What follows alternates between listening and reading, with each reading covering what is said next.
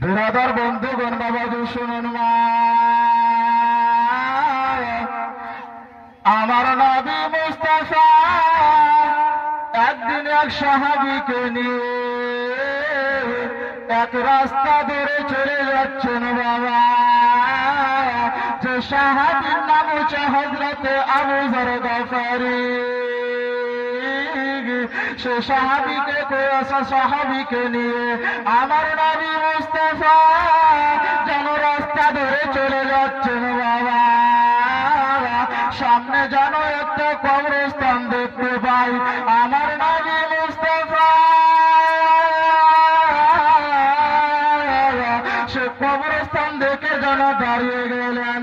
সে সাহাবী জিজ্ঞেস করছেন, ইয়া রাসূলুল্লাহ, ইয়া হাবিবাল্লাহ, নবী গো,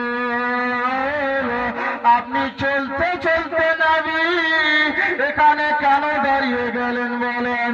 আমার নবী মুস্তাফা বলছেন, ওরে আবু যর গফারি, এই যে দেখছো সামনে কবর, এই কবরের মধ্যে দাউ দাউ করে আগুন জ্বলতে আছে, এই কবরের মধ্যে আযাব হচ্ছে বাবা গো।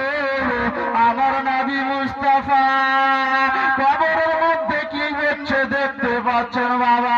সামনে কি হবে দেখতে পাবে, পিছনে কি হবে দেখতে পাবে, দেওয়ালের ওই পারে কি হবে দেখতে পাবে। আর কিছু মানুষ বলে থাকে আমার নবী মুস্তাফা গায়বী জানে না, এই জন্য তো কবি বলে। এবার জোরে বলেন সুবহানাল্লাহ।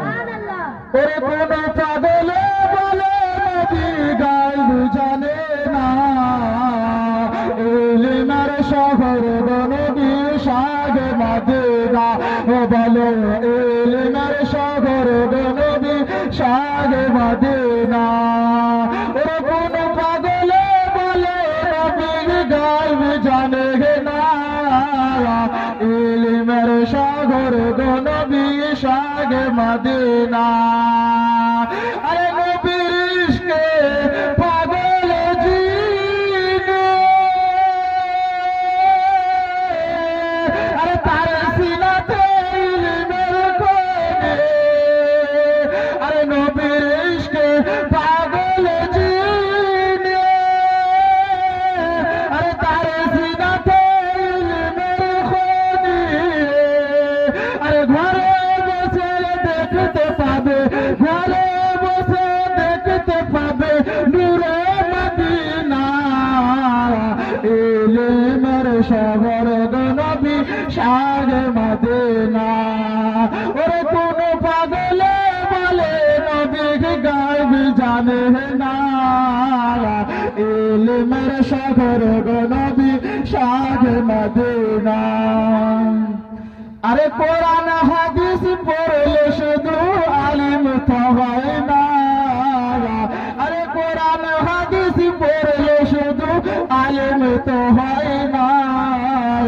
নবীর প্রেমে মজলো যারা তারাই মাওলানা, নবীর প্রেমে মজলো যারা তারাই মাওলানা।